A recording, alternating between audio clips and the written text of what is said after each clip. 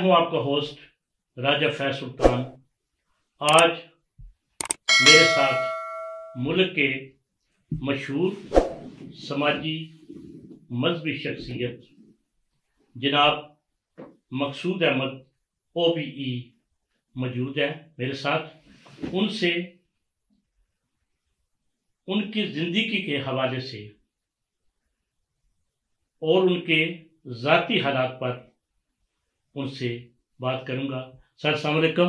वालेकुम सलाम व रहमतुल्लाहि व बरकातुहू। राजा साहब, आपके और आपके जो सामीन उन सबको मुअद्दबाना सलाम अर्ज करता हूँ।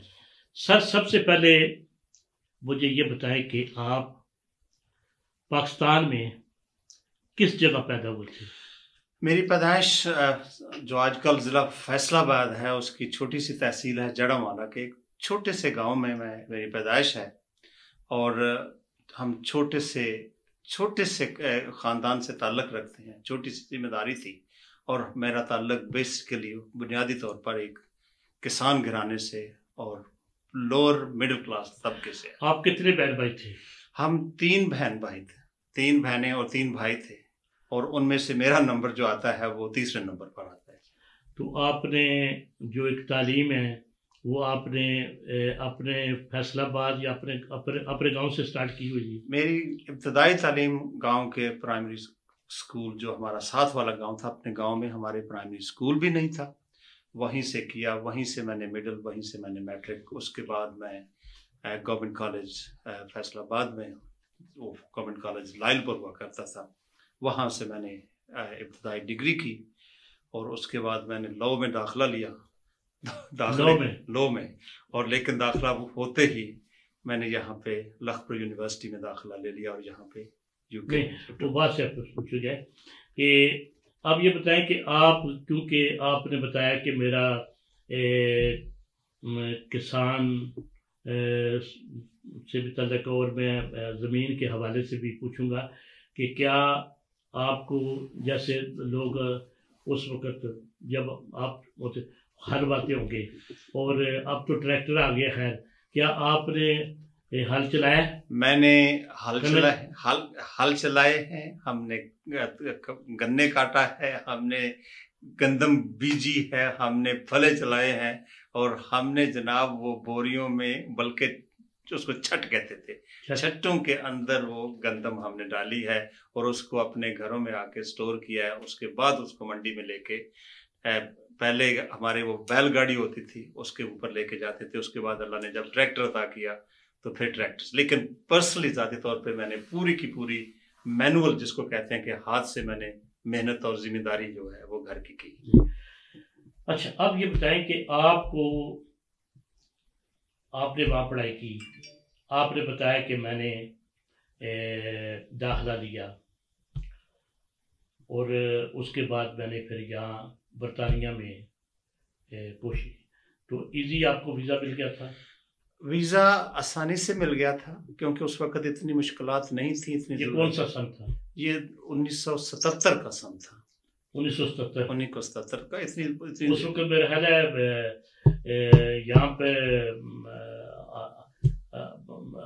एंट्री मिलती थी, एयरपोर्ट पे एंट्री मिलती थी, लेकिन उससे पहले भी आप सेटलमेंट के लिए अगर वीज़ा अप्लाई करें तो फिर आपको वहाँ से करना पड़ता था। लेकिन जैसे ही मैंने अप्लाई किया दाखिला, यहाँ मेरे बड़े भाई थे, उन्होंने मदद करके मुझे दाखिला दिलवा दिया, तो उनसे आके मिला।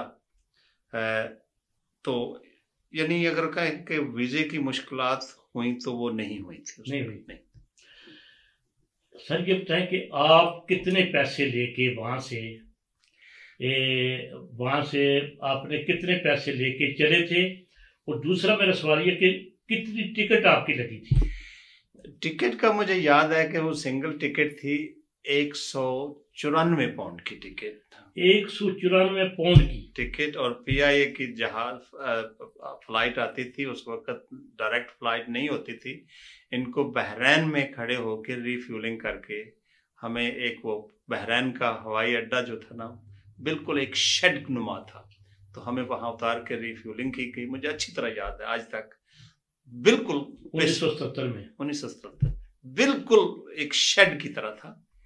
आप अंदर गए हैं, आपको उन्होंने एक टोकन सा दिया है और उस दूसरे दरवाजे से आप वापस जहाज में आ गए हैं। اور میرے پاس کتنے پیسے تھے، میرے ایک بڑے محبت والے مینٹر اور میرے سائنس ٹیچر تھے سید فریاد شاہ صاحب، وہ مجھے رات کو کشمیر ہوٹل راولپنڈی میں مجھے ملنے آئے، الوداع کرنے کے لیے آئے. تو انہوں نے کہا کہ وہ برخوردار کوئی پیسے ہیں تیرے پاس؟ میں نے کہا جی نہیں، میں پیسے کیا کرنے ہیں، میں جا رہا ہوں. تو اس وقت پابندی تھی کہ آپ کوئی نقدی ساتھ نہیں لا سکتے تھے. انہوں نے میری ٹائی کے اندر اس کو ٹائی کے ٹانکے توڑ کے اس کے اندر $11، وہ کتنے پاؤنڈ بنتے ہوں گے؟ بڑی مشکل سے 5-6 پاؤنڈ بنتے ہوں گے. اور وہ انہوں نے ڈالے. انہوں نے کہا کہ اس کی تجھے راستے میں شاید ضرورت پڑے. اور راجہ صاحب میں نے اس کو کہاں استعمال کیا؟ اس وقت جو ہیڈ فون آپ لیتے تھے نا، آپ کو اس کے پیسے پے کرنا پڑتے تھے. اچھا. ایروپلین کے اندر جو آپ نے اگر میوزک سننی ہے یا تلاوت سننی ہے تو اس کو آپ کو، میں نے وہ $11 میں سے غالباً $6-7 ادھر خرچ کر دیے. وہ ہیڈ فون میں یا تلاوت سننے کے لیے، یا جو میوزک تلاوت تھی یا قوالی تھی، جو کچھ بھی تھی بس. اچھا، اس کے پیسے اس وقت لگتے تھے؟ اس وقت پیسے مجھے اچھی طرح یاد ہے. آپ نے ہوم آفس کی جاب کی، وہ کتنا ساتھ میں؟ صاحب ہوا یہ کہ میرے ماتحت واٹفورڈ کونسل میں 2-3 بیرسٹر تھے، سولسٹر تھے، کمیونٹی کا سارا housing aid, citizen advice bureau, جو لوگوں کے بھلے.